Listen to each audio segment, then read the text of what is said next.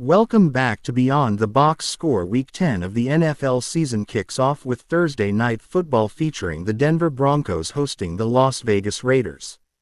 Denver enters this one as 9.5-point favorites, and the total currently sits around 42.5.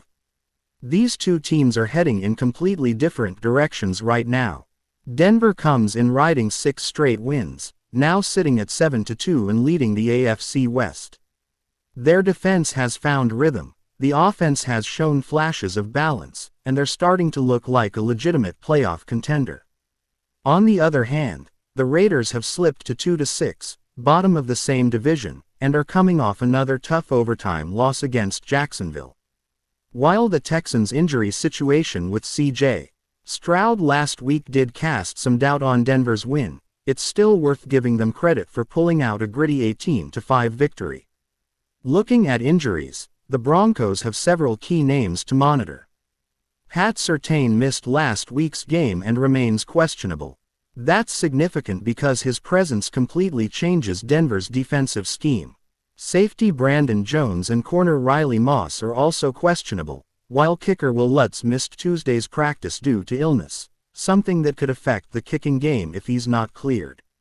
For Las Vegas, free safety Marcus Epps and defensive tackle Adam Butler are both questionable, but the biggest story is the departure of wide receiver Jacoby Myers, who was traded, leaving Brock Bowers as the clear-cut top target in this offense. On the offensive side, Bo Nix has had what you'd call a good but inconsistent rookie season. He's shown poise in clean pockets, but struggles notably under pressure. The good news for him is that he probably won't face much of it here. Las Vegas ranks 30th in both pressure and blitz rate, 25th in adjusted sack rate, and near the bottom in clean pocket percentage and QB hit rate. Even with Max Crosby wreaking havoc off the edge, one player can only do so much when the rest of the unit isn't generating heat. Denver's offensive line, meanwhile, has been excellent, 6th best in preventing pressure, 2nd in fewest QB hits allowed, and top 5 in clean pocket rate. Everything points to Nix getting time to operate, and that's crucial against a Raiders defense that plays heavy zone coverage. When he's given time, Nix's accuracy, yards per attempt, and decision-making all spike against zone looks. Another key matchup here involves Denver's wide receivers. Nix tends to favor outside targets, and that's a soft spot for this Raiders defense, which ranks bottom 10 in EPA per target and DVOA against outside receivers. Courtland Sutton fits perfectly into that matchup, while rookie Troy Franklin's emergence adds another vertical threat. Even Marvin Mims could factor in. Denver's passing game should be the focal point of their attack here. Now, the run game adds an interesting wrinkle. On paper, it looks like Denver should be able to pound the football. They rank 7th in rushing yards per game and 5th in yards per carry, but that doesn't tell the full story. Las Vegas has actually been respectable against certain run concepts. They rank 16th in rushing yards allowed per game, and more importantly, they've been surprisingly solid against man-duo run schemes, the bread and butter of Denver's ground game. Against that scheme type, the Raiders are 8th best in yards per carry allowed, 9th in DVOA, and 6th in success rate. Denver's biggest rushing performances this year have come against defenses that struggled against the man-duo look, like the Giants, Cowboys, and Bengals. So while Denver will still move the ball, it might not come primarily from explosive runs. Turning to the Raiders' offense, this is where things get dicey. Denver's defense is elite across the board, 4th in points allowed, 6th against the pass, 8th versus the run, and the number 1 red zone defense in the NFL. Their DVOA metrics mirror that dominance, 4th overall, 6th against the pass, and 3rd against the run. Geno Smith's production has been wildly inconsistent, and while his numbers are slightly better against man coverage, pressure completely unravels him. His DVOA drops a staggering -119.8% when pressured, and that's a major problem facing a Denver front that knows how to bring heat even without excessive blitzing. Pat Surtain's status looms large again here. Denver plays the second most man coverage in the league when he's active, but when he sat last week, they switched heavily to zone. That drastically affects how opponents can attack them. Geno Smith actually performs better versus man than zone, so ironically, he might want Surtain on the field. Still, given the offensive line issues and the trade of Jacoby Myers, this passing attack feels one-dimensional. Brock Bowers becomes the unquestioned focal point, and while he's dangerous against man coverage, he'll have to shoulder a huge workload without much help from Trey Tucker or the secondary receivers. The Raiders' run game hasn't been much better. Ashton Gentry has potential, but the team ranks 32nd in rushing DVOA and 4th worst in rushing yards per game. Denver's front has been outstanding, allowing the 4th fewest yards per carry.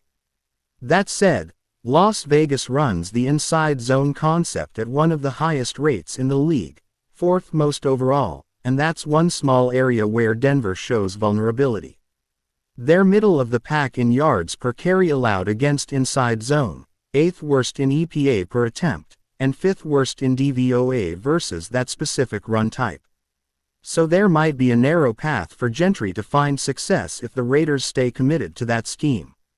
His rushing yards line around 54.5 feels attainable if he gets volume, considering his season average sits near 60. Denver has allowed RB1s from inside zone-heavy teams like Indianapolis, the Giants, and the Jets to clear 60 yards, so the matchup quietly tilts in his favor. From a betting standpoint, Denver looks poised to control this game. Knicks is 2-0 straight up and against the spread versus Las Vegas, and now he's at home with a more balanced team. The Raiders might hang around early, but eventually Denver's superior execution on both sides should separate them.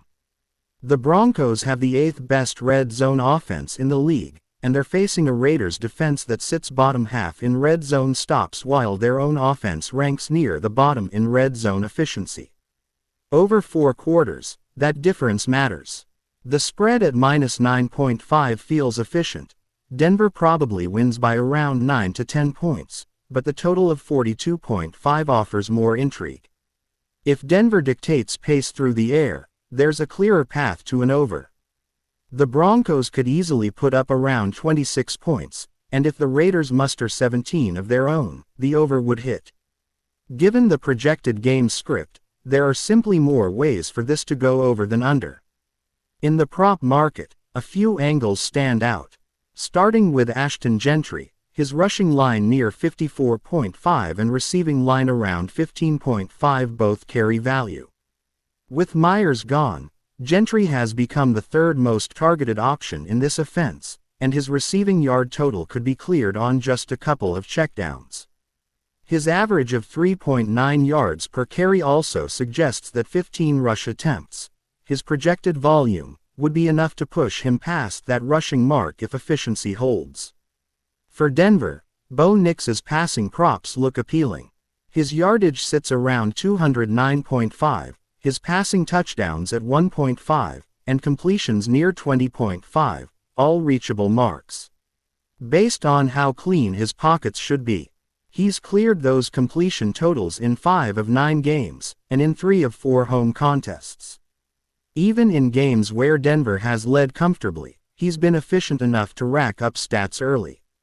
Courtland Sutton is the key beneficiary. As the primary outside receiver, he's in a great matchup against a Raiders defense that's bottom 10 in metrics against outside routes. Last meeting, Sutton had 97 yards, and his reception line of 4.5 plus money or a touchdown prop around +170 both carry solid value. If you're building a fantasy or pick-em lineup, a correlated 3-leg combination fits this analysis nicely.